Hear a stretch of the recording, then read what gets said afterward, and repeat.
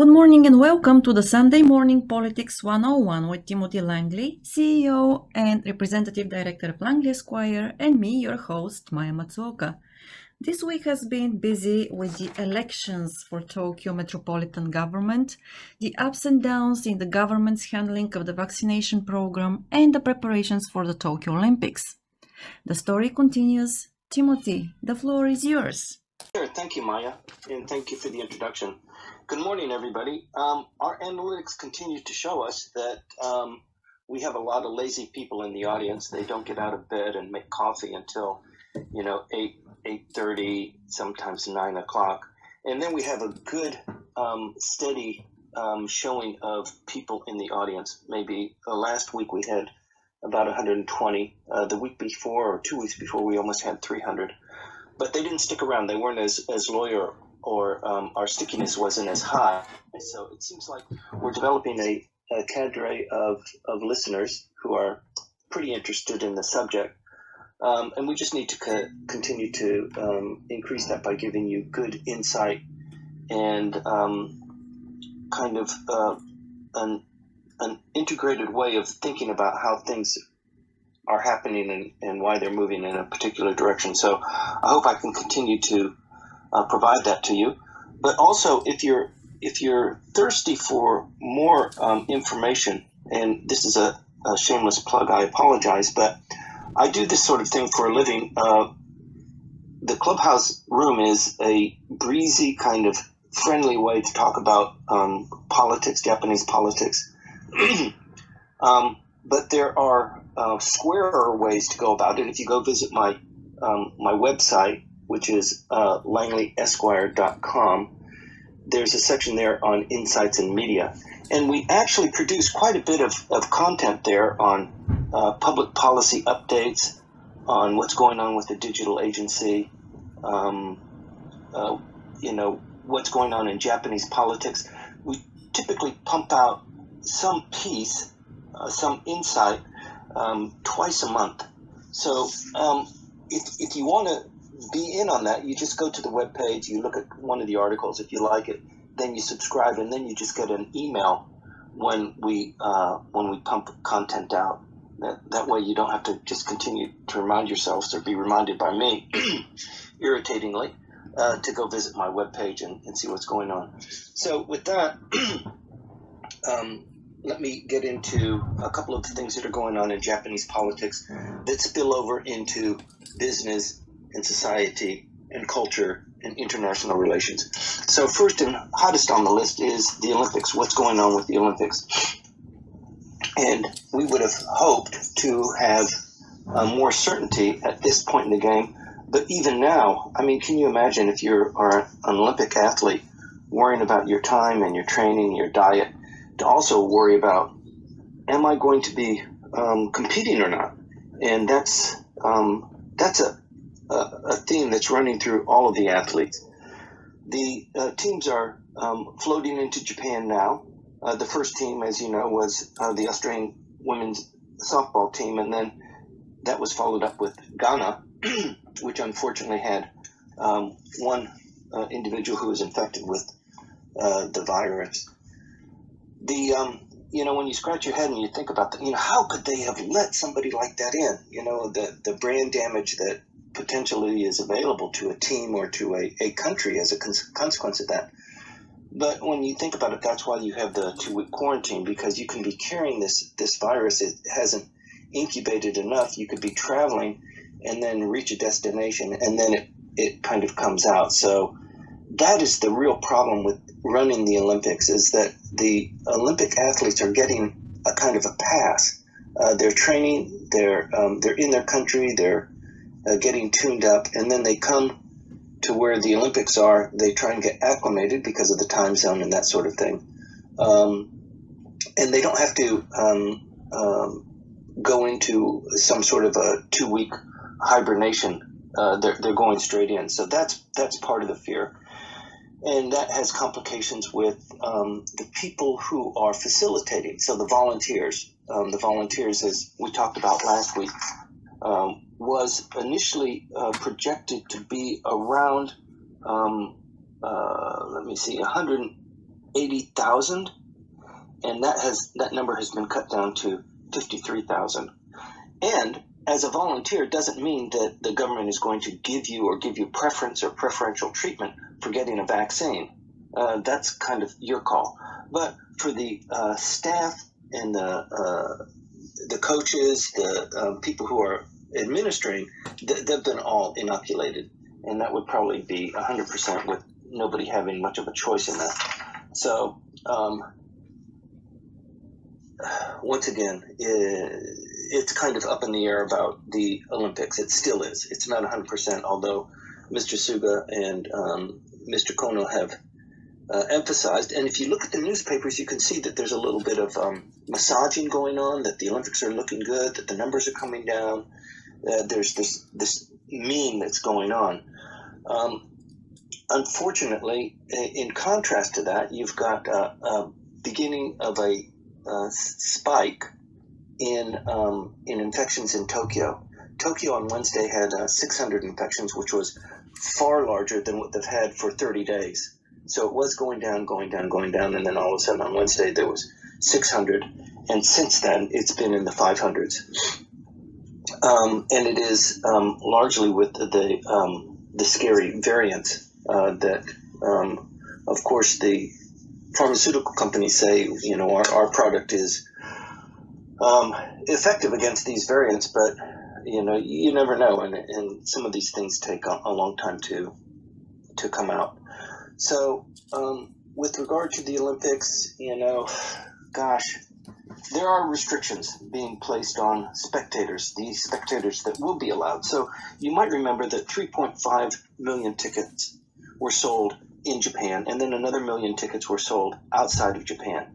The million tickets that were outside of Japan, those are gone because we're not admitting foreign spectators. Of the 3.5 million domestic tickets, those will be cut to about 60%, and then it'll be on a lottery. So they don't quite know or have figured out yet about the lottery. They're kind of waiting for these numbers, these scary numbers. Are we going to carry through with the Olympics or not? And if we run this lottery and then we have to do it again, that's going to be another disaster. So there's trepidation there. There does need to be a lottery. There are too many tickets out. In any venue, they can only have 50% of the spectators or 10,000, whichever is the least number of people. For the opening ceremony, they're allowing 20,000 people, and then everybody's supposed to go home and suck their thumbs.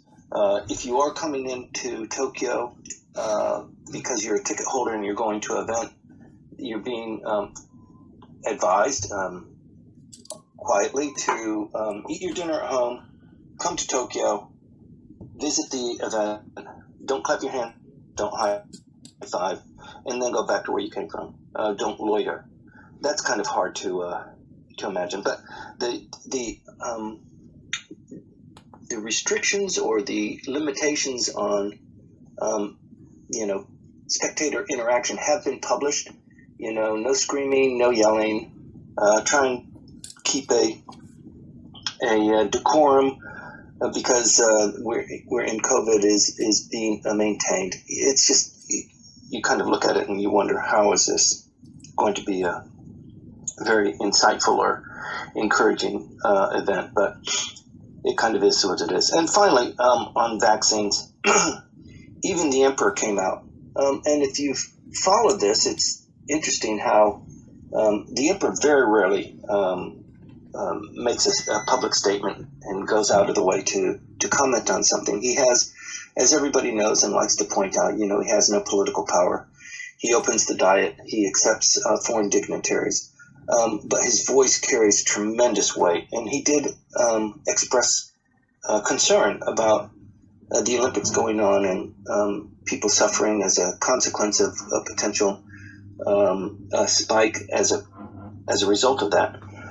And in true imperial fashion, he was just speaking through the Grand House steward, So the reports in the paper aren't actually his words. They're his words as interpreted by the Grand Steward. So that's interesting. And it might be that his voice could be a little bit more active in the coming weeks. So if, once again, the Olympics are canceled, there's a huge cost that's involved in that. The principal individual, Maruyama, in charge of the national government, made a statement about, the cost of should there be a pullout would be borne by Tokyo, and then the national government would come in with whatever else was necessary. And I'm sure that caused Mrs. Koike to say, "Oh, really? What the hell is that?" Because Tokyo is the host city, and there's this tension between the host city and the national government about who's actually calling the shots and who's actually paying for things. So it kind of turns out that the national government is calling the shots, but Tokyo is paying for things. So you can understand that tension, that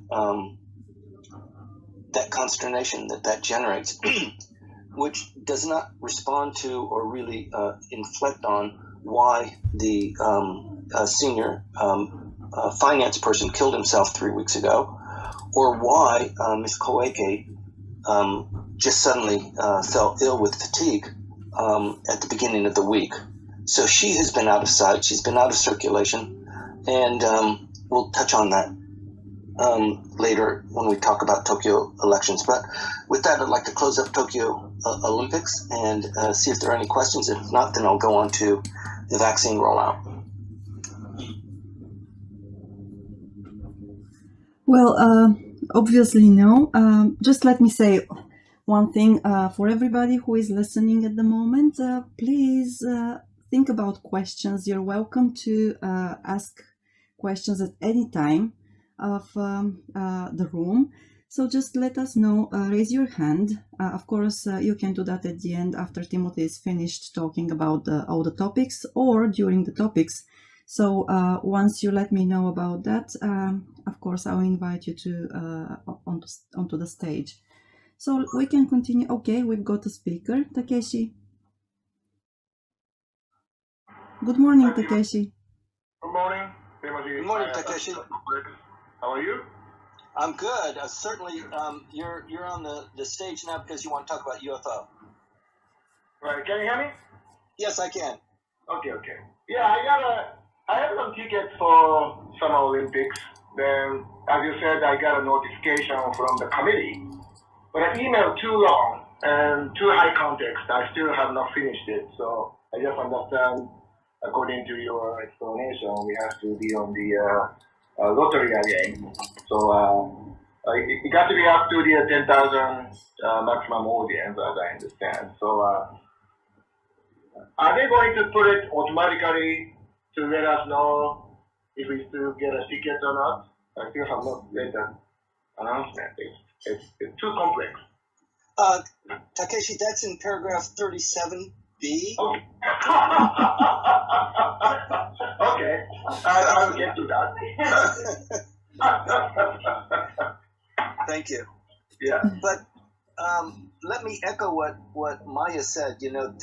This is Clubhouse, and the heat and the light of what we generate and what we talk about in Japanese politics. Sometimes it's kind of dry. Usually what I say is dry and sometimes maybe convoluted. But this is just the backdrop for everybody else to participate. This is a dialogue. I don't have all the answers. I pretend like I know what I'm talking about, but most of the time you guys kind of can see through that. But it's just, trying to get a dialogue, get people like Takeshi and Ted up to talk about, Evan, to talk about what are the issues that we have talked about that are important to them, and they might have better insight. So without, belaboring that, let me move on to my next point. Move on to vaccines. They are doing such a great job. They're doing such a great job on vaccine rollout that Minister Konotaro has said, remember we said we were going to let universities and companies administer the vaccines? We're just kidding. So don't send your applications anymore. We've got this covered. That came out, I think, on Friday. So apparently, and probably everybody that's on this call has been, contacted or been discussions with somebody where their chamber of commerce or the company that maybe their son or their wife works in is doing a rollout. Like there's several big companies that are hosting these kinds of injections. So apparently that went so well that they kind of maxed out on it. So they're not going to do that anymore. So if you're waiting for your Chamber of Commerce to do it, if they haven't already received their application and their stock, it's probably not going to happen that way. But on the other hand, the rollout is moving very briskly. A lot of people are showing up at the Self-Defense Forces administered inoculation center. Some of them are being turned away. It was there for a while that you just walk in and enough people didn't show up. They had appointments and they weren't there when they should have. And people were getting walked in without appointment. They're starting to tighten that up now. More than 50% of the 65-year and older class have been inoculated with their first shot. About 23% have their second shot. So that's rolling out. And you'll know that about 23% of the Japanese population has been inoculated. That is amazing because the last time we talked about it, it was at 3%. So it's moving up really quickly. I think the SDF and Konotaro, being given the ability to negotiate with Minister Kishi about involving the self-defense forces on this rollout has really made that go swimmingly well. Unfortunately, with these vaccines rolling out, and I think everybody's aware of it if you're watching TV, is that there has been an alarming uptick in the variant incidents in Tokyo. So this could put a damper on not only the Olympics but also Tokyo elections, which are happening at the same time. And finally, with regard to vaccines, Japan has, as we discussed just briefly last week, a plan for issuing a passport. I think everybody has heard about that. It's going to be a paper passport, not a digital passport. That could change in due course. And the value of the passport is for Japanese citizens or people who are resident in Japan to get this vaccine passport, paper-based, to travel once the travel ban is lifted. When they come back, they don't have to go through the 2-week incubate period of voluntary homestead. They can be released immediately. That doesn't deal with the foreigners who come in with their paper passport or with their digital passport, which might be actually more accurate or more reliable. But the Japanese have yet not joined an international team or an association of passport validation associations, something like that. That will come in due course as well. But the travel vaccine is going to be rolled out probably in early September.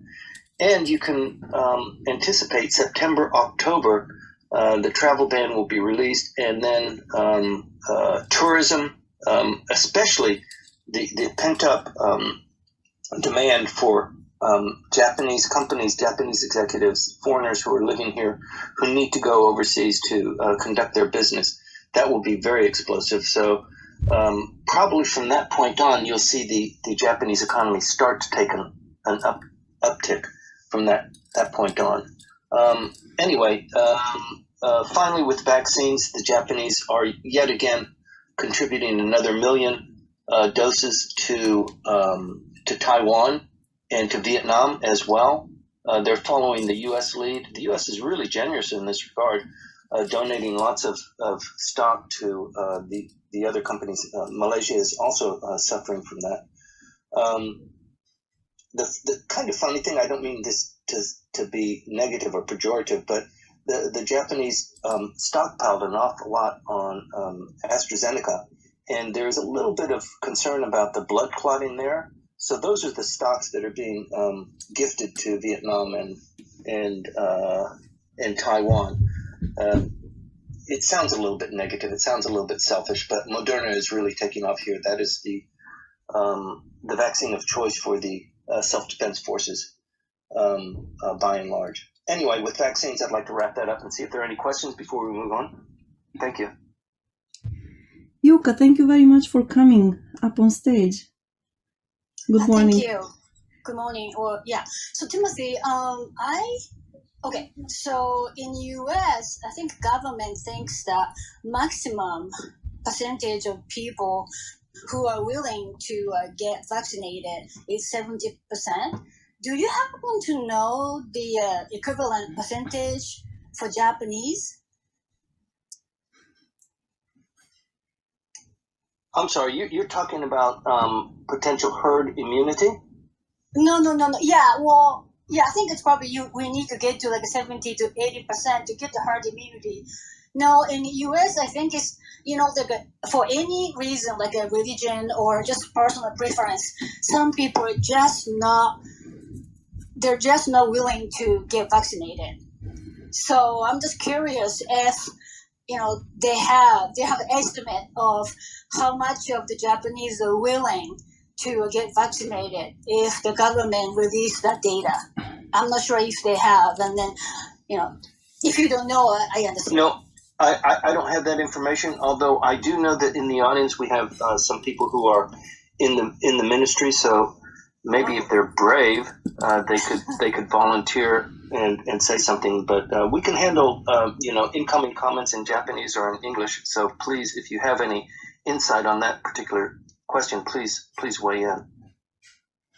Okay, so for now, then I'll just be quiet. Okay, thank you. Okay, but I think what you're getting at is, so in the United States, there's this time-honored tradition to be against, authority, against the government, because we want the government to be small, not large, and we don't want them to be infiltrating our lives and that sort of thing. That's not so prevalent here, but I think what you're getting at is this underlying suspicion of not only government interaction with healthcare and injecting people with drugs that are coming from some other country and haven't been fully tested, but just the general suspicion among Japanese about vaccines. Is that accurate? Right. Yes. Because I'm part of this, the chat group from my high school. That I'm Japanese, right? But I have not lived in Japan for many years. But they're the suspicious, there's so many people against just vaccination, and this one just developed so quickly. So that's add to their sort of anxiety. It has not been time tested, but so I'm just trying to convince them it's safe, but some people are just not willing to listen to me. That's why.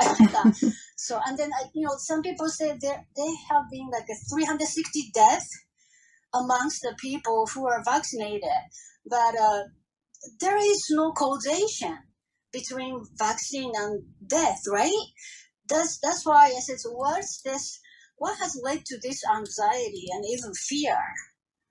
So I'm sorry. This may not be within the scope of your talk, but I'm just curious. No, it's within the scope. I mean, if we're going to talk about UFO, we can talk about this. That's fine. Okay. But whenever, I mean, this show is about Japanese politics and government and the government interaction with the population and how they get elected and how they count votes and that sort of thing. And I think that the general acknowledgement is for a government, whenever they have an ability to expand their power or to get more ability to control or manage or count, they always do that. And they never relinquish that. It never goes backwards where they say, it's a 3-year term, and then we're going to go back. It almost never happens. It just continues. The government just increases its power base. And the best way and the best time to do that is in the time of confusion or urgency. And so that's the situation that we're in right now. And I think people are rightly suspicious. They should be careful. But, especially in this country, just generally speaking, people are risk averse and not as suspicious of the government as in other democracies. But still, it's people are watching. People are following very closely. They're following, how the Abe administration, put a stranglehold on, news reporting through NHK and passing the law on secrecy and that sort of thing. So people are watching. We'll have an opportunity to see how closely they're watching next Sunday, but more importantly, when they close the lower house. But that's not really responding to your question, but thank you very much, Yuka. Okay, thank you so much. Yes, if I can add something, that Japan has a history of, some problems with new vaccines in the past. I think it happened probably 15 years or so in the past, and there were some cases, of young girls being vaccinated against, that's not ovarian cancer. Sorry, it doesn't come up now, but because there were some cases of really bad side effects. I believe that people remember that too, so they're very careful. That's probably adds, to their anxiety. And of course, these vaccines nowadays are different from the ones in the past, but still, it happens. Obviously, that adds up, to the memory here. Well, it's not just that. It's also the Japanese government and probably government in general just hiding the ball, not being honest, not telling people. It happened with Minamata.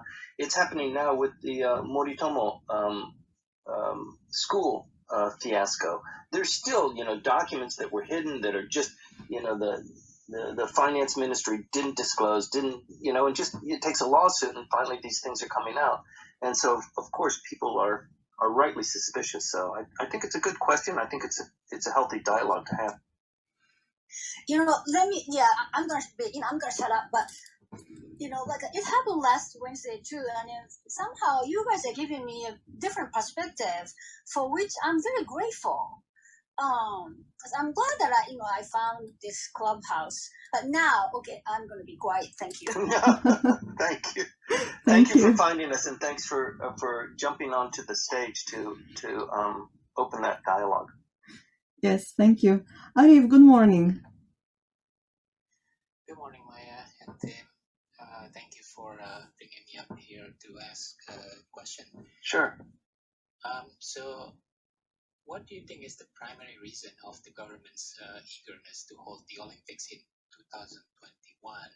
Because at first I thought it is to boost the economy by lifting up tourism. But as I understand it, they are barring foreign spectators from physically attending. So it seems to be counterintuitive to me. So perhaps maybe there are other motivations behind the eagerness to hold it this year instead of postponing it to next year. Do you have any insights, or what is your thoughts, Tim? Thank you. I think they just want to get it over with. I think it's been so much of a hot political football. They've done their scenarios on if we run it, if we postpone it, if we don't run it, that sort of thing. What is the political cost? What is the economic cost? I think they just want to get it over with. And probably a lot of it is dictated by the amount of money that people have invested in it. I mean, take a look at all the hotels that were built. They're still not going to generate, the revenue that they had anticipated in building hotels and hiring people. And oh my gosh, what an expense just the hotels have incurred. But it goes just across the entire economy. So I think they just want to get it over with and done with. And secondly, there's the political part of it with Mr. Suga now holding the reins of power as the prime minister. Maybe Mr. Abe saw this train wreck coming And of course, that gave him a headache. And like the current governor of Tokyo, he thought, it might be a good time for me to just take a powder and drop out for a while, get out of the limelight. This thing is going to happen one way or the other, and it's best to just let it go, make the most of it, and then regroup. That's my my thought on it, but maybe others have a more incisive insight.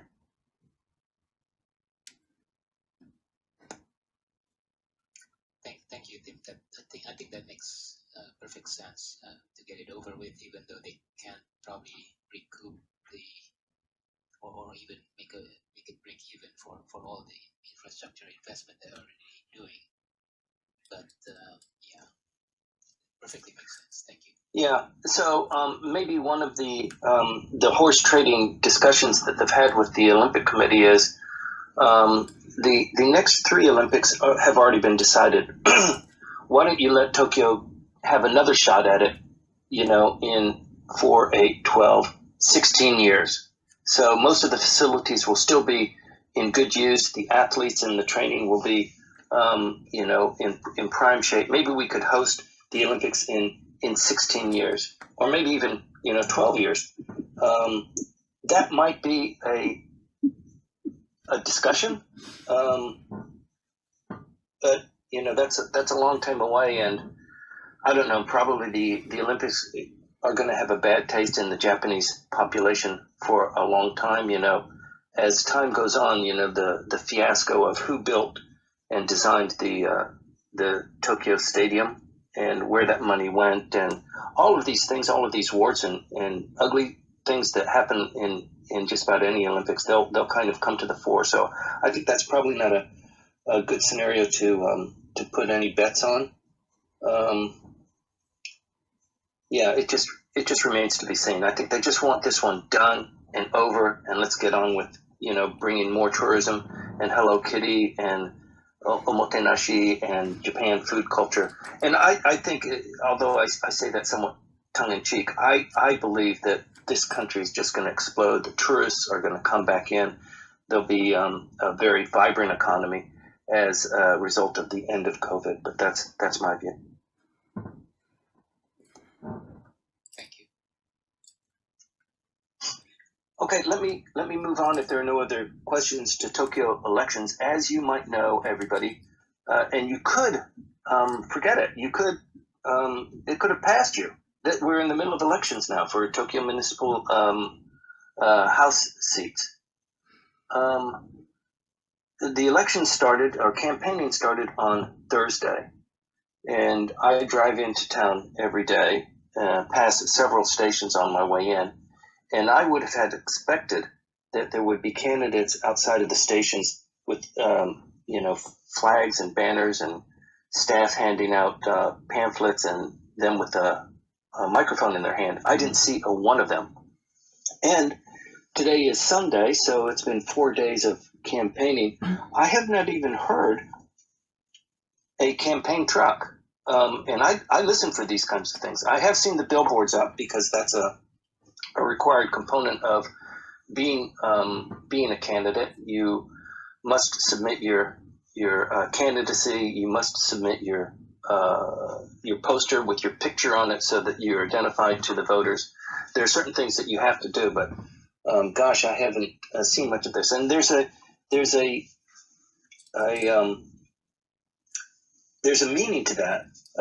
So it turns out that if there's low turnout for an election here in Japan, or if there's a lot of good campaigning but it rains on election day and voter turnout is very low, always the party that's in power, the status quo, is always either maintained or strengthened as a consequence of that.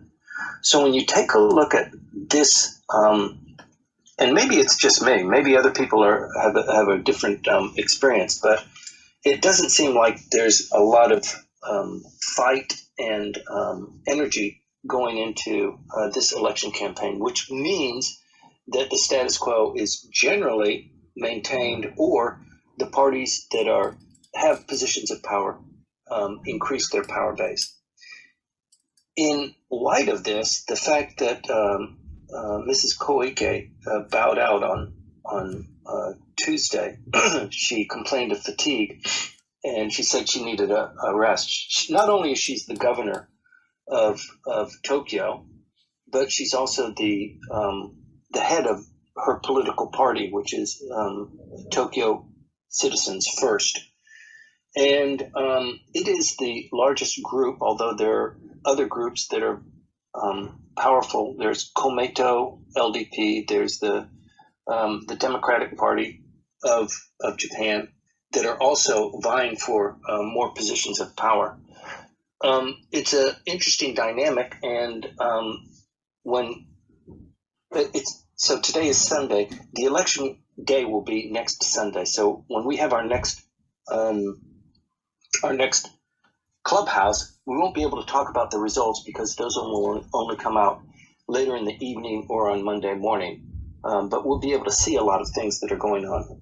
A lot of the friction and a lot of the jockeying will be much more evident by then. But I think Koike not being in the limelight is it's interesting. It could be, and I think a lot of people would agree with this.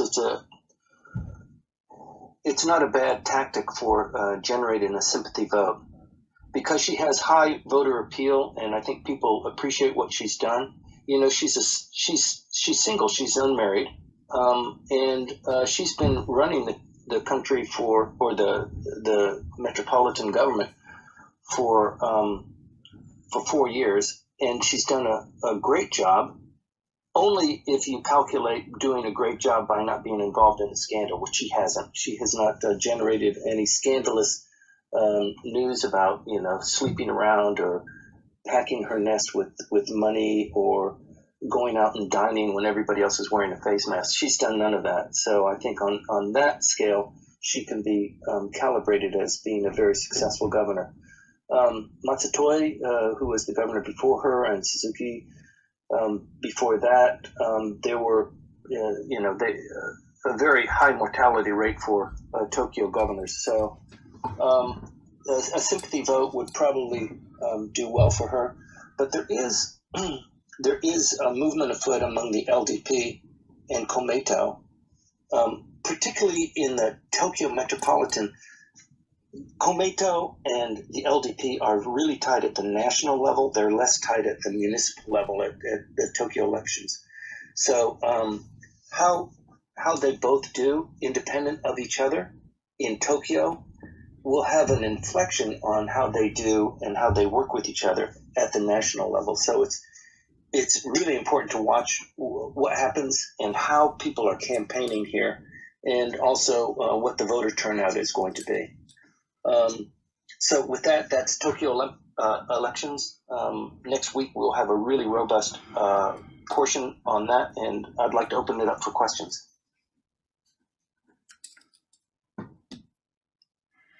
Well, Miss Koike, she was admitted to hospital, so and well, she complained of fatigue and obviously overwork. So what do you think will be the implications on the elections? Do you think that it will draw a little bit more sympathy to, let's say to her party, and would it have really any obvious impact? Sure. So frequently in Japanese politics, especially at the national level, if somebody goes to the hospital, if they're sent, if they go to a certain hospital in central Tokyo, they never come out. Frequently, like with some famous politicians, I won't mention. They get caught with their hands in the jar, and then they have a sneezing spell, and they go to the hospital, and they're just put on ice for a couple of weeks, and they're under doctor's orders. I doubt very seriously if Ms. Koike is actually in the hospital. But yeah, it's a good excuse. It's a valid excuse here. But more importantly, can you imagine? I mean, she does have her base of support. She does have her detractors. But let's say she's offline for 4 or 5 days in the 10-day campaign, and then the numbers, the campaigns, it's not looking good, or it's looking good, and then suddenly she comes out. She's still in a hospital schmuck or something like that, and then she makes a speech. The press would eat it up, and that would really carry the day. So especially if she waited until like maybe Thursday or Friday. Saturday you can still campaign. You have to knock it off at the end of the daylight. But that would be really impactful. So maybe it's a tactic. Let's watch that very carefully. Thank you. Ren, good morning or good afternoon. Good morning. Hello, Maya. Hi, Tim. How are you doing? Just a quick note. My friend told me the other day that I thought may be interesting to share with your team, because you mentioned so many things about Koike-san. My friend told me that let's not forget Koike-san was once a very, very good actress. She really knows how to act in front of the cameras. So I think many of the things that you said, Tim, may apply to some of her acting skills as well. But of course, this is just speculation. But I think if a politician wants to do a good acting to gain sympathy, I think she can do better than anybody else. Just a comment. Hey, it's politics. Politics is a lot about acting and deflection and making things appear real when they're not actually real, like your resume or the book that you published or something like that. Mm-hmm. In full disclosure, though, I have to say that I have a company that does public policy and kind of lobbying here in Japan. My vice president was her policy secretary when she was in the National Diet. So we're relatively close to her administration, even when she went into local politics. I try and be non-biased, but I do like her, and we are somewhat close to her given that relationship that we have. And it also gives us a little bit of insight to what's going on in the background too, that I hopefully can share with you. But yeah, she's a really incredible person. Speaking 3-4 languages, having gone to graduate school in Cairo. There's a lot to her. So I don't want to go on too much. Good morning, Captain Claude.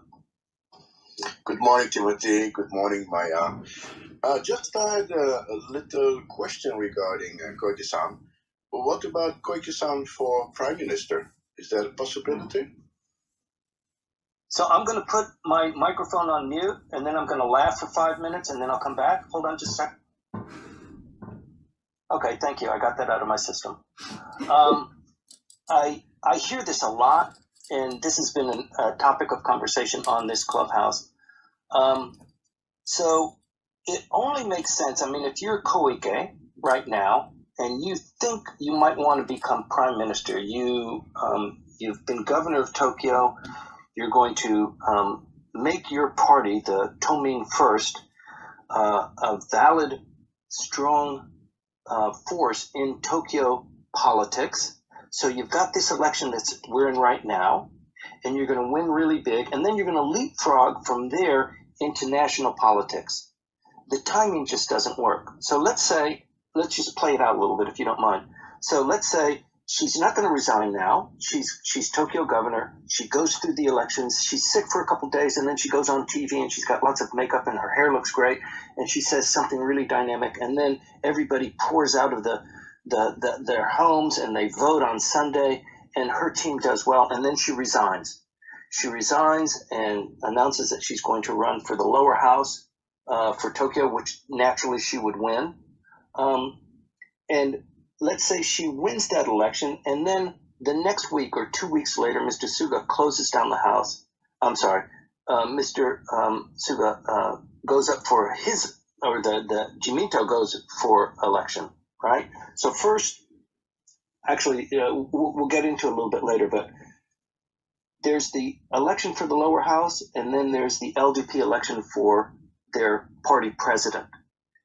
And typically, the election for the party president is going to come in September, and then the date for holding the lower house election comes later. But the prime minister can change that so that the election comes first and the party president selection comes later. Okay?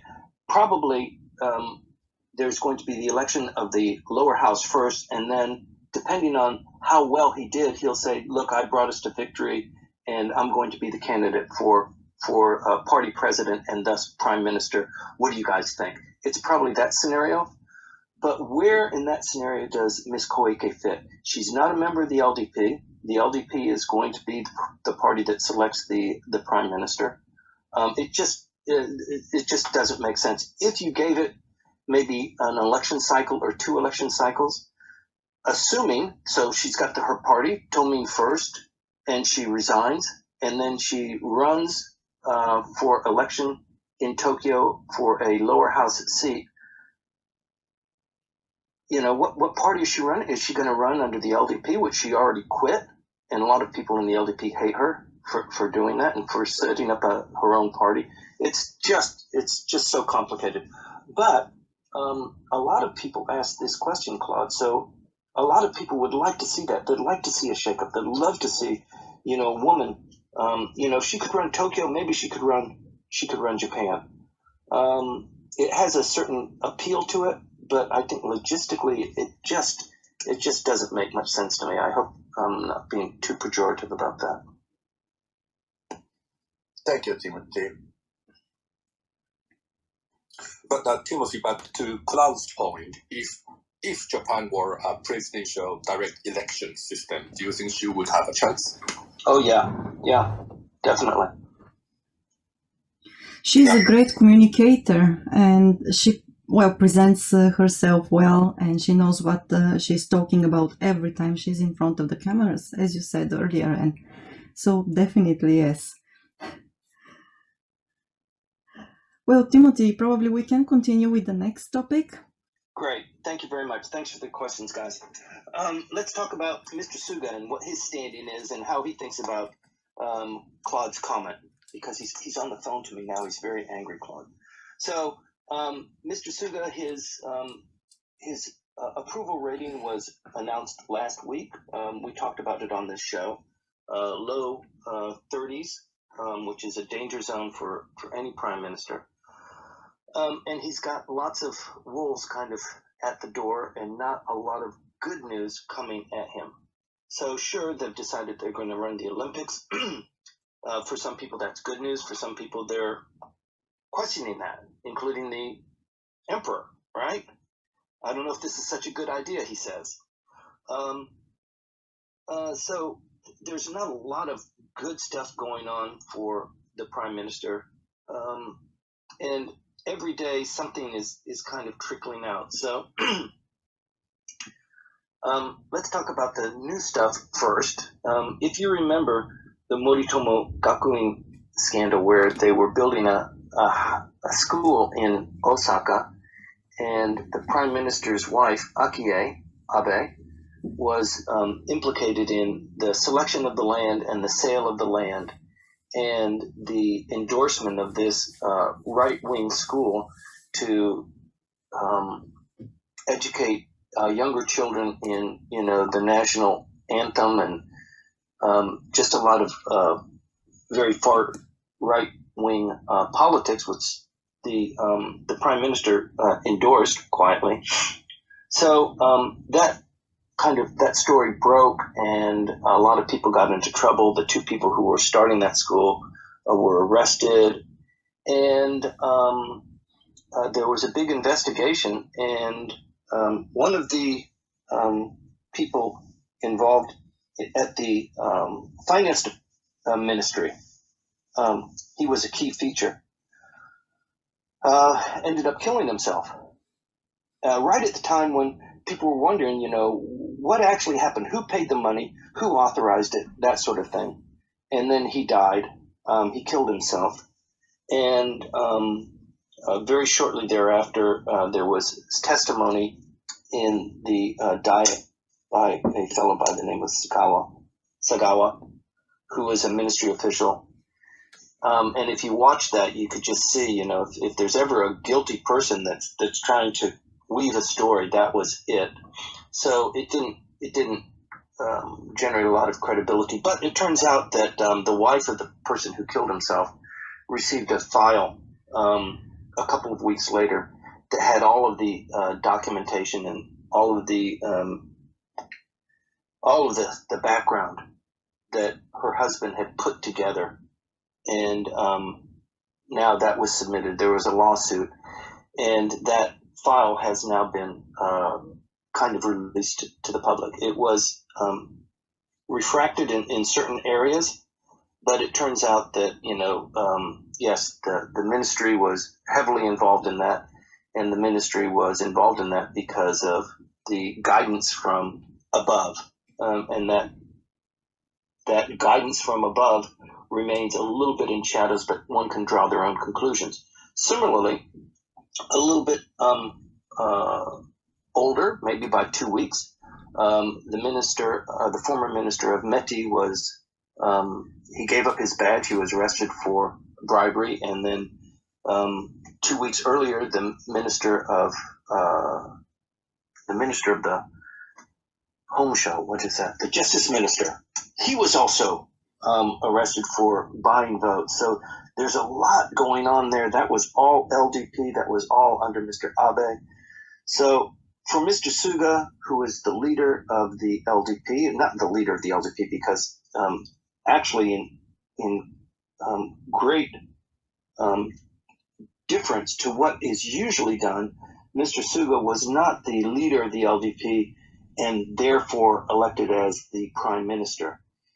The prime minister, Mr. Abe, resigned. He had 1 more year left in his term, and in a 24-hour period, Mr. Nikai, in kind of backroom discussions with cigars and faces and people plotting, they decided, let's let Mr. Suga, the longest serving chief cabinet secretary, let's let him ride out this term. And even though he doesn't have a political faction behind him, even though he doesn't have wide support from the LDP at large, let's just decide that. So that's what happened. That's how Mr. Suga became prime minister. So he is beholden to Mr. Nikai, who was the Secretary General, who is the Secretary General, continuing, of the LDP. So the money that was generated, for example, for the bribery money that was handed out in Hiroshima, that's becoming more and more obvious. You haven't heard much about it because we're not in an election yet. When we're in the election, then the opposition parties will hammer home that the LDP is the party of dirty money politics.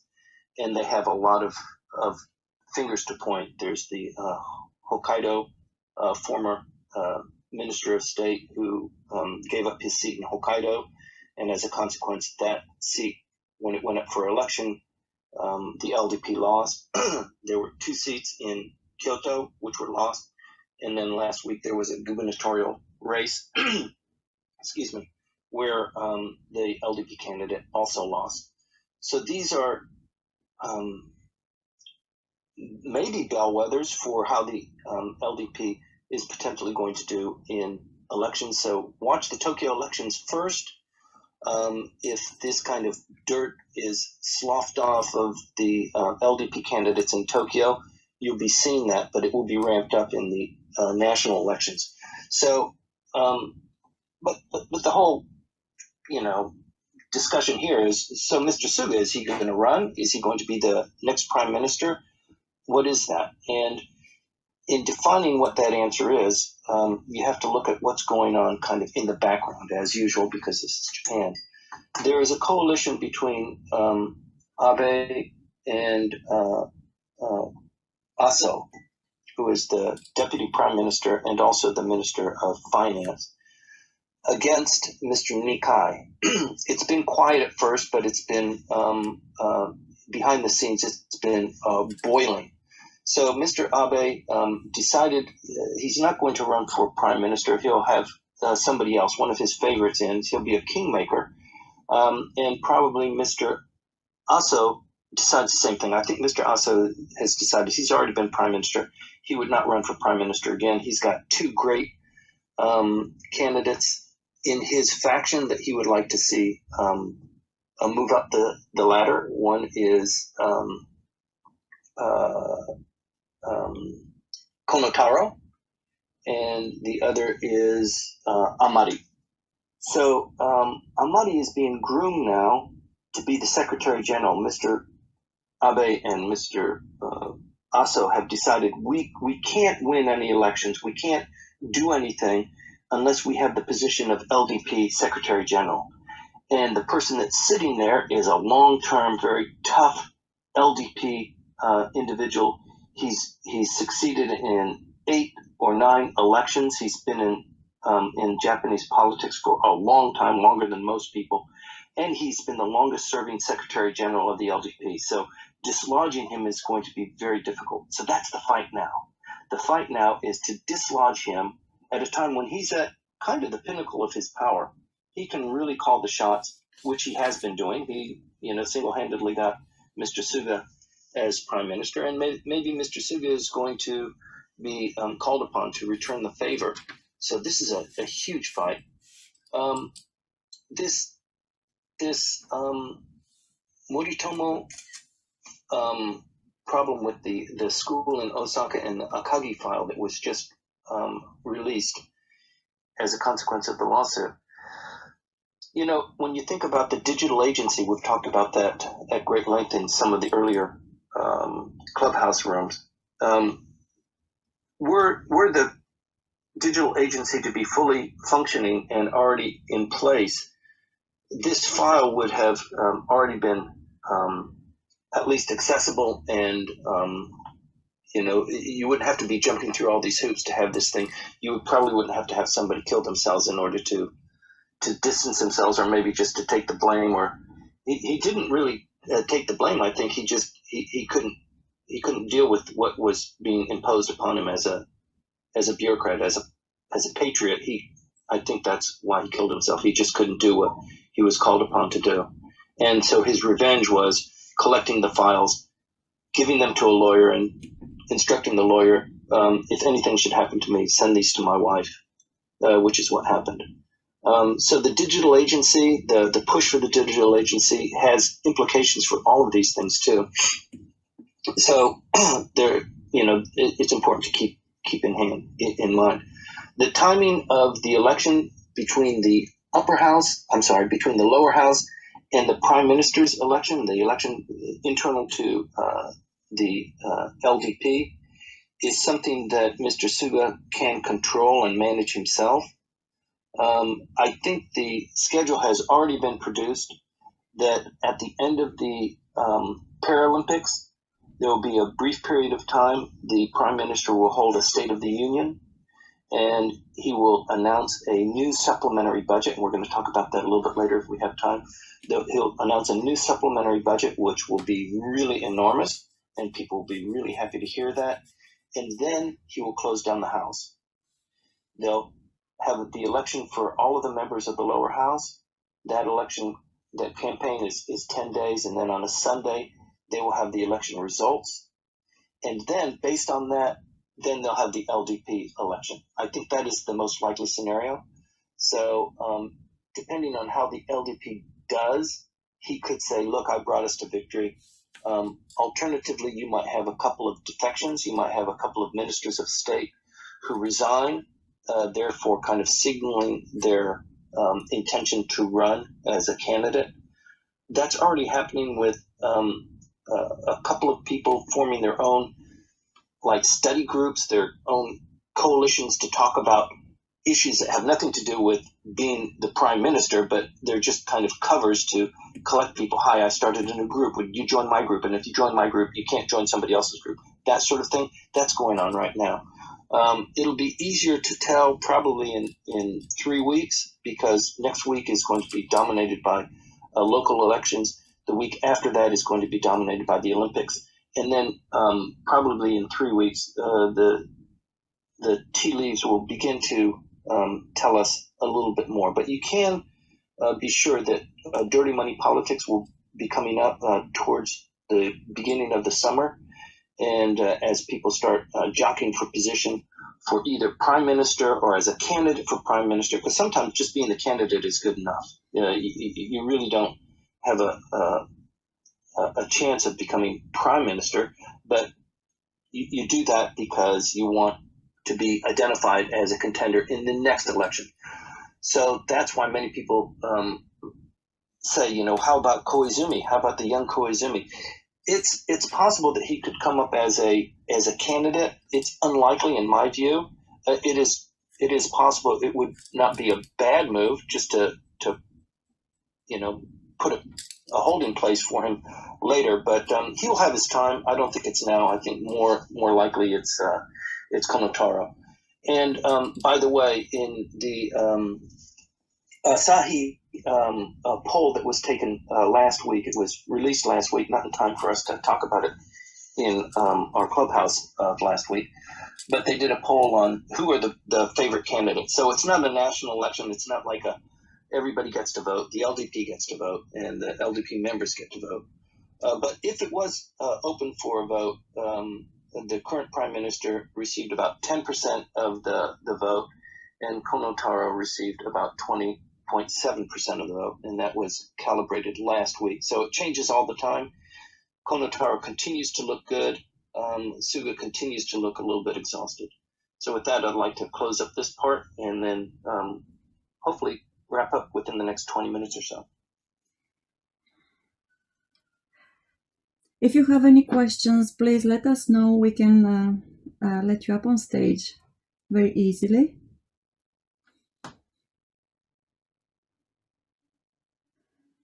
Well, it seems that we can continue with the next topic.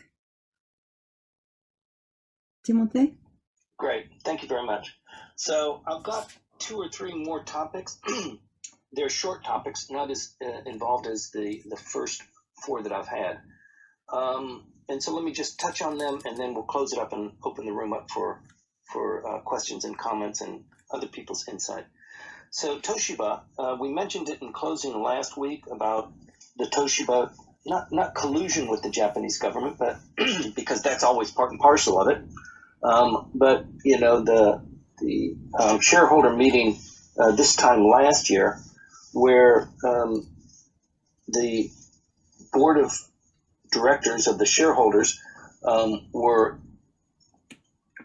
irritated by the foreigners, beginning to push their views. And who the hell are they? They happen to hold significant shares, but we're actually running the company, and they brought this issue to the government, and it is reported that the prime minister said, yeah, if you need to hurt them a little bit, make them suffer and shut them up, sure, we're good for that. And so this hit the press. The shareholders, after a disastrous shareholder meeting last year, they put together a study that was from an independent, quote, independent source to talk about how unfair it was and how the corporate governance was not followed. And they produced that result about a month ago, maybe 3 weeks ago, and it hit the press. And their shareholder meeting was just last week. So it was. It took them a year to put it together, and then they released it just before the new shareholder meeting, with dramatic effect. The 2 board members lost their seats, and then last week in the board meeting, the chairman lost his position. He was removed from office. They don't have a new chairman, but Toshiba is a huge conglomerate. It is pretty much, aligned with the government and relies on the government very heavily.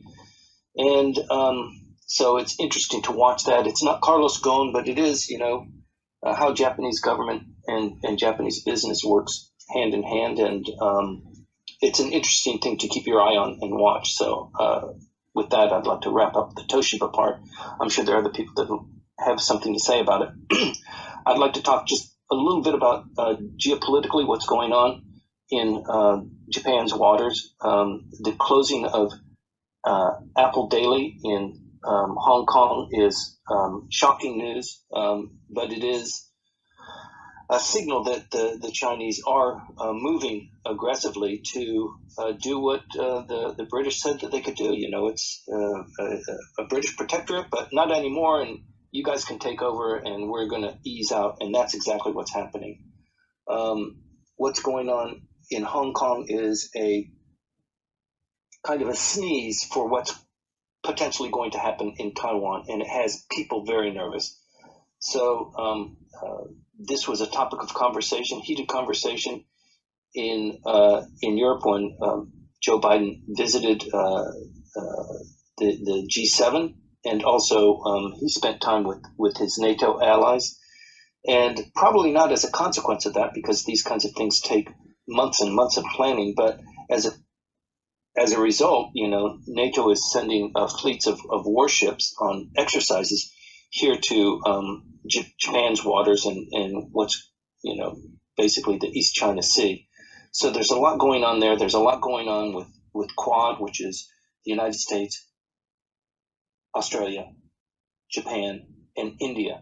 It's beginning to coalesce. It's a little bit harder engaging with India because it's a little bit of a separate kind of situation with the Indians, and maybe I saw Stephen sign on. Maybe Stephen has some insight to share with us. But India is a little bit different. You know, it is bordering China. They've got some issues that are bubbling now. It's a huge country. Maybe it doesn't need the rest of you know, the Quad to complicate things with what's going on already. But there is a lot of energy being put into that kind of defensive bulwark to Chinese encroachment. And I think the United States and China and Japan and China, the separate relationships that they have there, the strategy appears to be one of maybe resigned acquiescence, that the Chinese are so big, and if they want to do something there, they could probably make it happen. And the better idea is to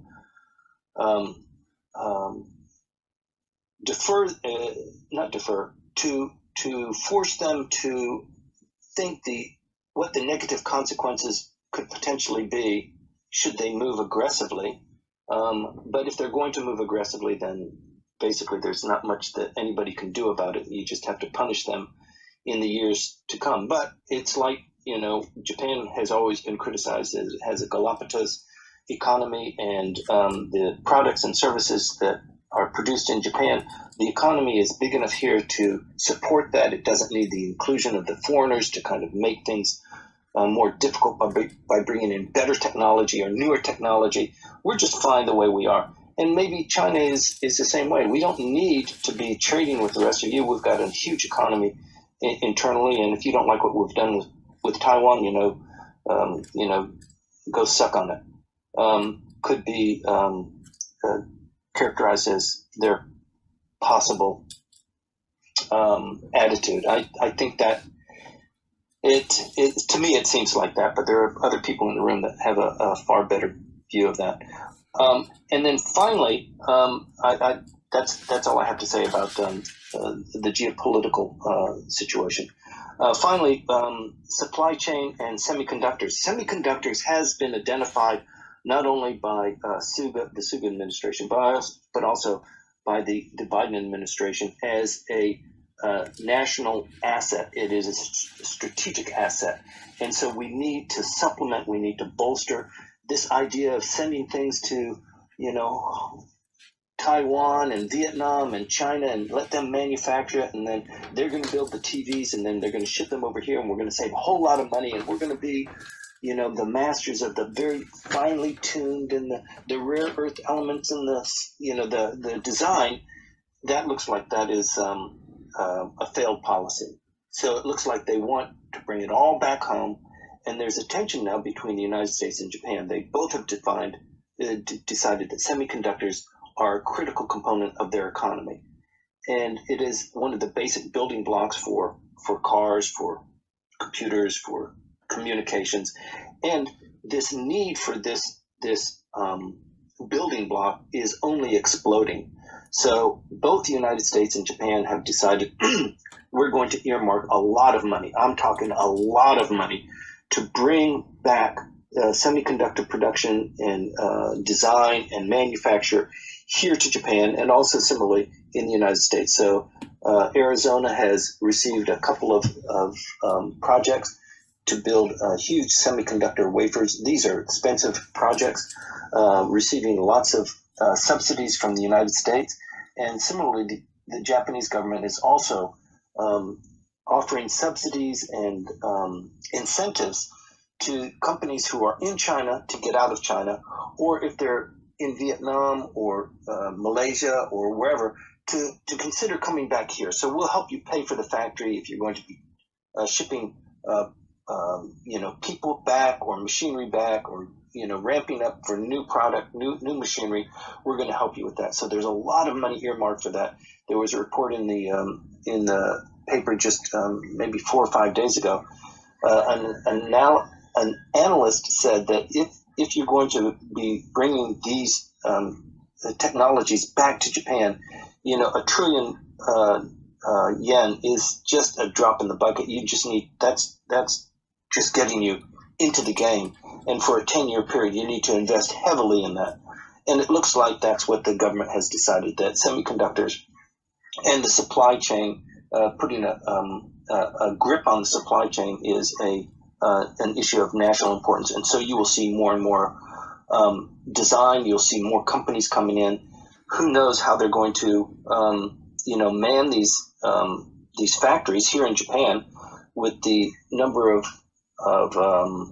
workers, diminishing, and with the great resistance. Sorry, I've got a dog barking in the background.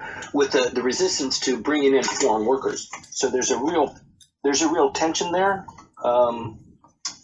Who knows how it's going to be resolved?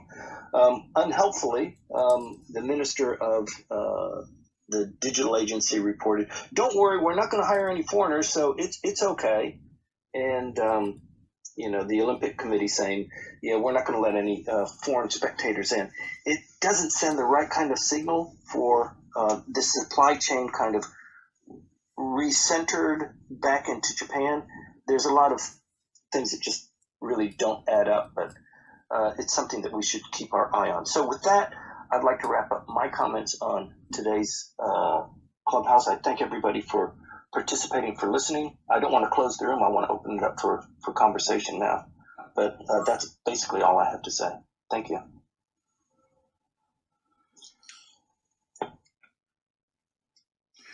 Good morning, Hayato. Oh, hi. I have two comments I'd like to ask Timothy. One is regarding Taiwan. As you know, the Taiwan's foreign, the minister came out to announce that they have to get ready to engage with China because, those, the flight from China has been coming to the level where they have to maybe open fire soon, right? Yeah. So, the tension may be heightening again as to, some battle may start, sometime in the near future. And another one is the biggest issue right now is security, right? Part of it is, for example, right now, still the Yahoo or the SoftBank has been, hit for having the data storage in China, as you know. So for that, the Japan is wanted to bring back all the data into Japan again from outsourced data center in China and Korea, outside Japan. And as well as they are trying to move those production capability of semiconductors into Japan, just in case we get into a war with China, whether we cannot really use Taiwan at all, right? Because it's in the middle of the battle. So I'm done talking. That's my mistake. Okay, thank you. Data storage, there is a lot of discussion, and there has been movement on that. With regard to Taiwan, Dr. Nagy has joined. He's up on the stage right now, and he is far more eloquent, better looking, and far more deeply seeped in this than me. So welcome to the room, Stephen. Hey, Timothy. Hi, Maya. Thanks for having me, and what a great discussion. I just wanted to lend a few comments to the discussion about supply chains and diversification.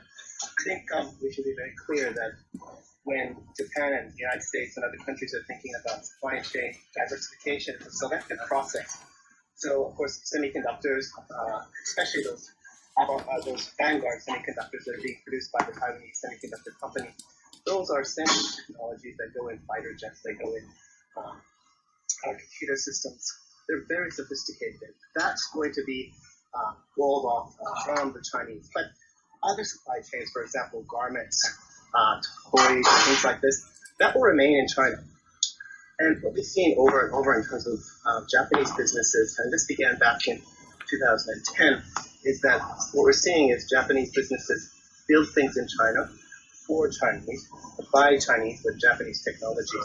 And the idea here is to kind of protect the Japanese businesses from those political challenges that exist between China and Japan. And that's a growing trend, not just between Japan and China, but many other countries. On the Taiwanese issue, Taiwan-Japan relations are complex, but they're also very deep. And we have very high-level politicians in Japan, for example, the former prime minister, that have very strong ties with the Taiwanese government. And these ties with the Taiwanese government are not just in terms of thinking about business, thinking about their colonial legacy, and thinking about the direction of bilateral relations, but they understand Taiwan's value in terms of the security, a security concern for Japan, and that if Taiwan is potentially forcibly reunified with China, what does this mean in terms of sea lanes of communication? What does it mean in terms of sensitive technologies such as semiconductors? And this is why I think Japan, United States, the G7 countries have all made explicit remarks about the importance of peace and stability in the Taiwanese Strait, and that any resolution with regards to Taiwan will be done peacefully. So I think that we can look at Taiwan in many different ways, but unfortunately, I don't think it's so much about democracy. It's about its critical position in the semiconductor supply chain network, and of course, its critical position in sea lanes of communication.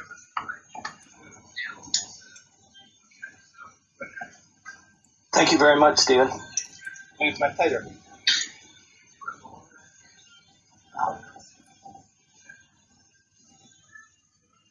Right.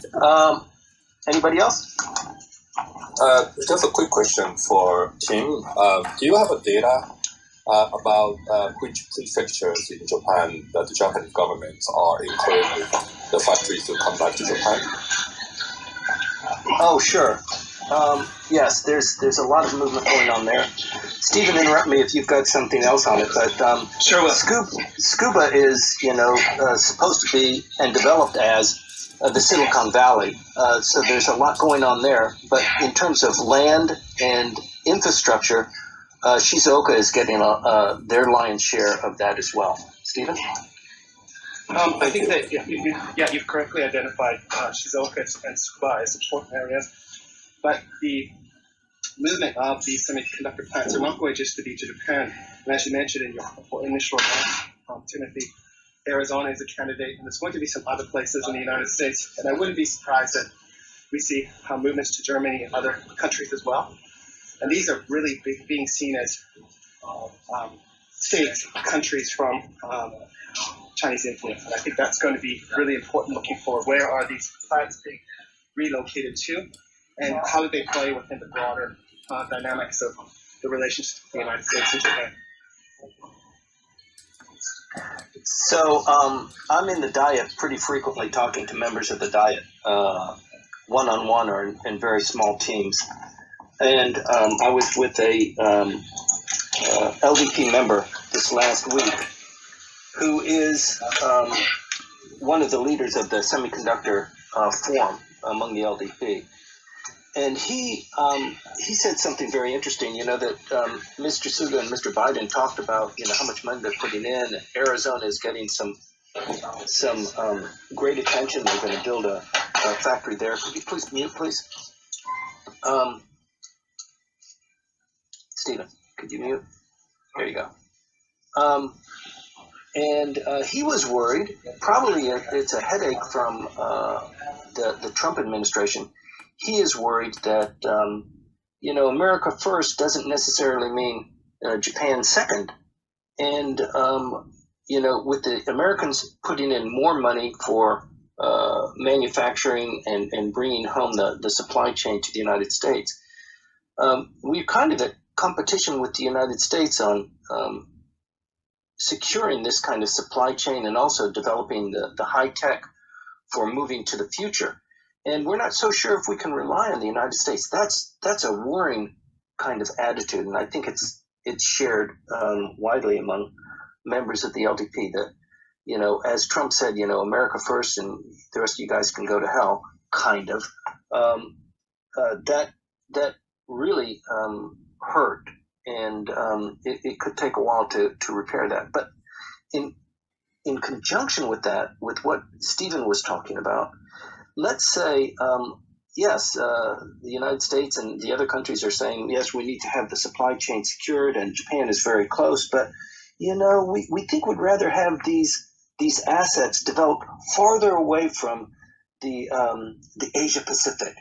That is a signal. That is, you know, that means, you know, there is a calculation going on that, yes, in the event of you know, a physical conflict, for a period of time, the Asia Pacific could be, you know, in controversy, and trade would come to. So let's have these fabs and these manufacturing elsewhere, outside. That means one could draw the conclusion that means that if it does happen, they're not going to help us. They're just going to protect themselves. They're going to have the manufacturing safely away, and we're going to be having to deal with the aftermath of such a kind of an incursion or a conflict here in the Asia Pacific. So it's really, like Stephen said, it's complicated, it's deep. It's something that we should watch and continue to talk about. Sorry, Timothy, can I ask a very quick question about Toshiba? Sure. Okay, so how this I don't know how you phrase this, scandal has come about. I'm asking because, you know, in the U.S., I think it's been briefly touched negatively. And, you know, like here you go, it's just another example of Japan lacking corporate governance. However, though, this came as a result of like an internal investigation. Am I right? No. Oh, okay. So I'm wrong. So how did this come about? So there are investors in Toshiba, and in fact, the participation of foreign capital, even in the Tokyo Stock Exchange, is around 70%. So the foreign investors are a huge part of the economy here, at least in the stock market. And similarly with Toshiba, foreigners can purchase shares of Toshiba stock.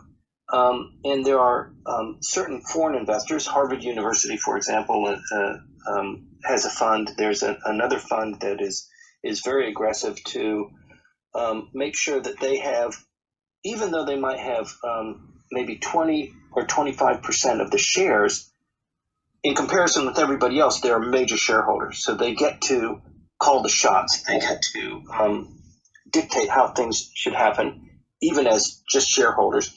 And under Japanese corporate law, as a corporation, you need to report to your shareholders and get their approval and direction at least once a year.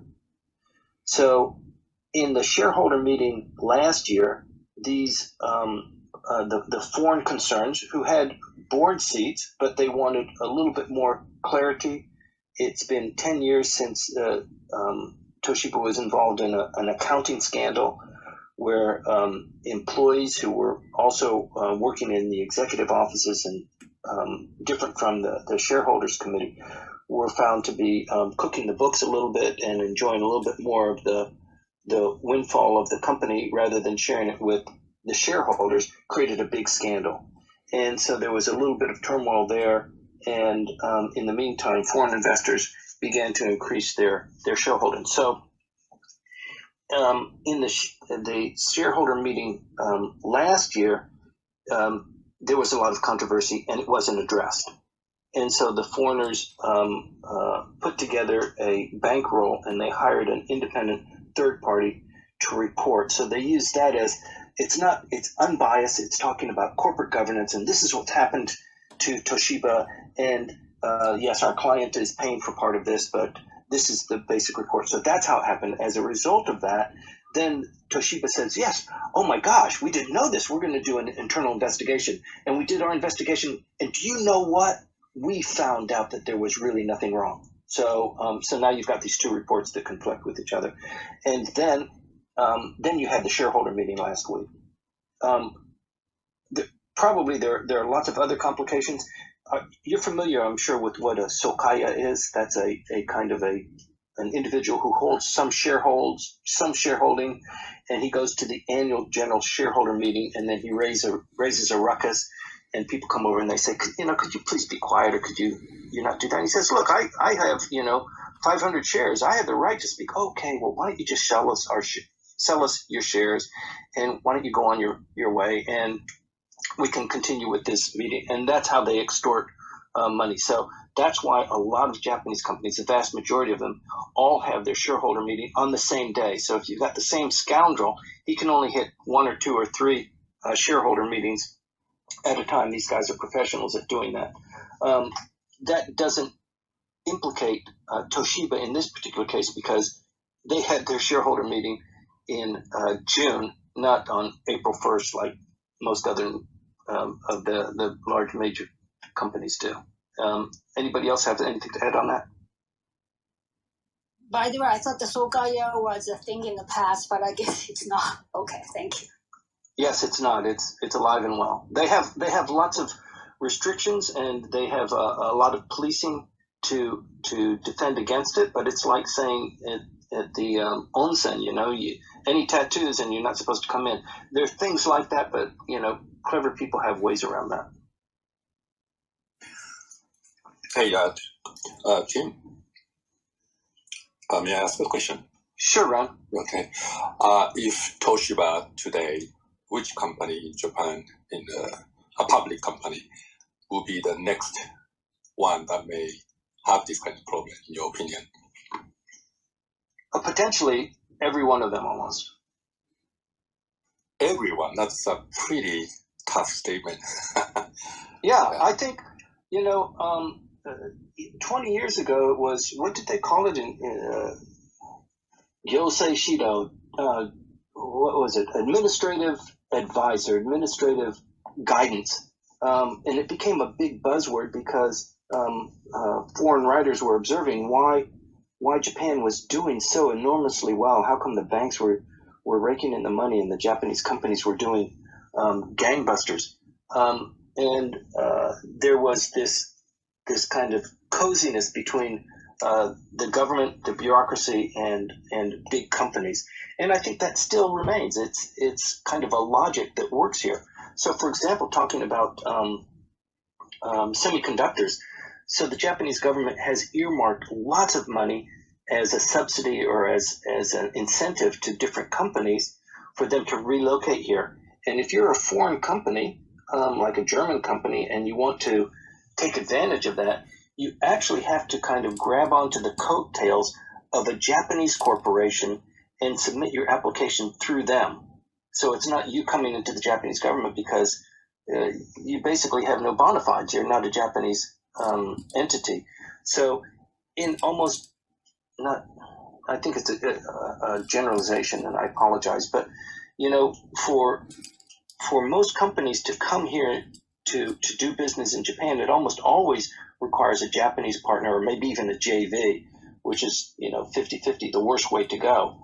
but it is a way to come in and at least you get some of the crumbs that fall on the floor, and you're managed by a larger Japanese company. Dentsu does this famously, and just subcontracts to everybody else and keeps the lion's share of what the profit is. But I think it's a mode and it's a method of administration. You know, it's the Japanese government doesn't want to deal with, 6,000 subcontractors. They'd rather deal with, the 300 who are close and who they share, business, family, high school, college relationships already with. It's just an efficient way to go. And I think that's not too much of an overstatement. But it does sound pretty harsh, but the corporate governance in Japan has always been calibrated low on an international scale. Yeah, I didn't mean to say your words were harsh. I meant to, I was expecting that you were able to say these companies are more highly likely. For example, those that are more related to government works, or maybe the Kyuten Kosha, like NEC and Fujitsu and those companies that are more related to government work or national security projects, maybe the next. It seems like you have flattened them out as equal risks among all the companies, and I find that interesting. But thank you. Sure. I mean, take a look at the Black Kigyo, the companies that are actually they shouldn't be doing business. The amount of revenue does not justify the amount of expenditure. They are in the tank. They're underwater already, but they're yet allowed to survive. They still get bank support. They still get lots of funding. They continue to employ people. There's tons of companies like that, and it's just it's government policy. It's turning a blind eye. It's keeping people employed. It's keeping the economy going, and it's just a different mix than you would find certainly in the United States, but in a lot of European countries too. But like people always like to say, Japan it's different. Yeah. Do you think the foreign investors will be discouraged to pour more investment into Japan after this Toshiba scandal? Lost confidence, I don't think Toshiba is such a big one. I think Gon was much bigger, and how that's going to roll out. Toshiba is just kind of like most of the people who have been here for a long time say, yeah, so what? That goes on all the time. That's Olympus all over again. So okay, yeah. So but foreign money is a little bit fickle, right? So foreign money will go to where it can get the best return, and should things turn south, or should the sentiment be that it's anti-foreign, and it kind of is, but not really. I mean, I don't think the Japanese government would endorse that characterization of it, but sometimes it does feel like that. And foreign money, even if the host country or the host company doesn't like foreigners, as long as you're turning a profit, sometimes it stays.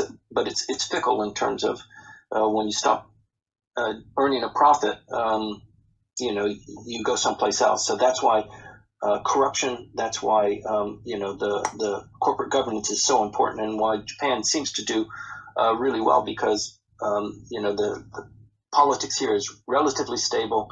It's it's a highly regarded economy, so the money will stay here as long as that continues. Thanks.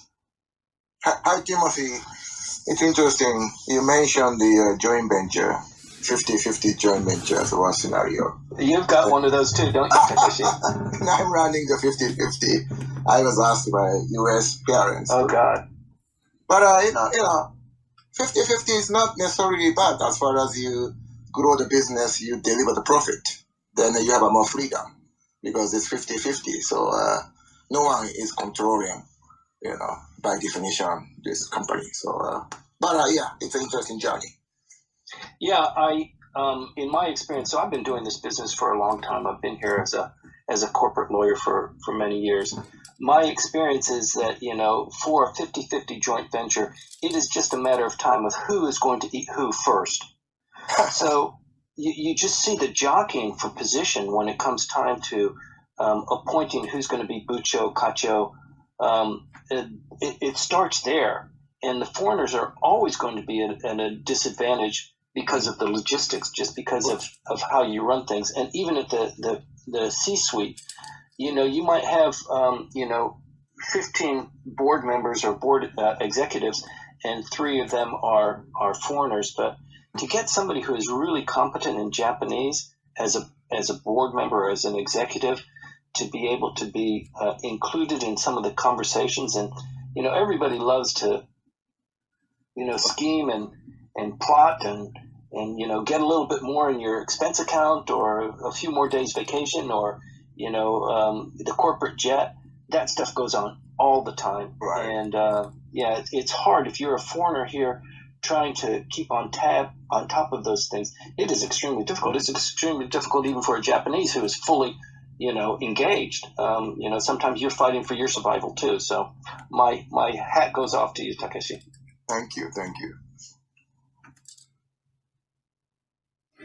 Well, other questions?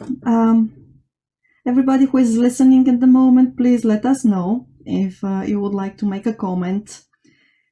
Of course, once again, I will encourage you to say that Timothy is not right, if you think so, because it, sparks up discussion. But if you agree with him, please feel free to say that too. Especially, yeah. Especially that one, yes.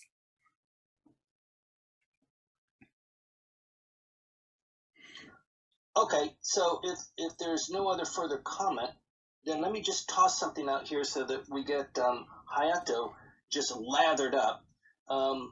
There was a comment, and Maya pulled me back in. She said, look, just talk about Japanese politics. Would you please not go off script? But there was a topic about the UFOs and the congressional report that was released last week. Are you with me, Hayato? Oh, I think that's Takeshi's topic. Oh, was it? Okay. So anyway, there was it was insisted upon in a budget committee that a report be produced about these sightings of UFO near naval exercises, and that report came out last week. And in fact, this is Japanese politics. Yeah, let's make it Japanese politics, because in fact, it's a big deal. The congressional report, which is highly reliable, although it was just a preliminary report, did confess that these incursions, 140 of them over a 2-year period, and that doesn't include everything. That's just the one scope of the report. And the report to the congressional committee was that we really don't know what these are. They are real, but we cannot quantify or qualify what they are. But they're not ours, and we're not saying one way or the other if they're human or not. But that's about as much as we can say. So for everybody that thought UFOs are real, this is an endorsement for your great insight and your patience to have something certified that yes, there is something going on, and it is I think of critical importance. I mean, if you're being buzzed, your Navy doesn't know what it is, your Air Force doesn't know. I would think that that's a huge security threat. But maybe more things will roll out as a consequence of that. We're all looking for the next new thing to happen, and maybe that's potentially it. Thank you for not interrupting me, Maya.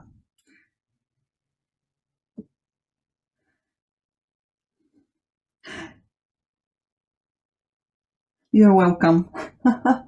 Sorry. Okay. Thank you. Yes, I understand your what. Yes, you just said. So yes, it could be a security threat, and as long as we don't understand that, of course, yes. Thank you for bringing it up again. Okay. So, any other questions or comments? All right. I think that we're done for today. Thank you. Sounds good. Sounds Thanks, good. everybody. Thank you for joining us. Thank you for staying with us. I hope that you enjoyed the discussion, you enjoyed the news and the story again today. Yes, we'll be here again next week, Sunday at 8 o'clock, which is July 4th. July 4th. 4th. That's right. Yes, that's a big date. Well, we're looking forward to seeing you again next Sunday. In the meantime, if you feel like you need to know more, please check Timothy Langley's homepage. Also, as you have seen already, these conversations are recorded. Today's one, will be uploaded on Japan Expert Insights early next week again. So if you would like to hear some parts of it again, or if you have missed some of it, you can go to the website and check them out. Also, you can give a follow to everybody who is in the room, or some of the people who you think you would like to connect with. So many of them are also on LinkedIn. Please make sure that you follow them there too. Again, thank you very much for being with us, and I wish you a great day. Thank you very much, Timothy. See you again soon. Thank you, Maya. Thank you, everybody. And please, yes, send me a LinkedIn request so that we can stay connected and share insights. Thank you. Thanks, everybody. Thank you. Thank you. All right, I'm going to close the room now. 3, 2. Thank you, Maya. Thank you. 1. Woohoo!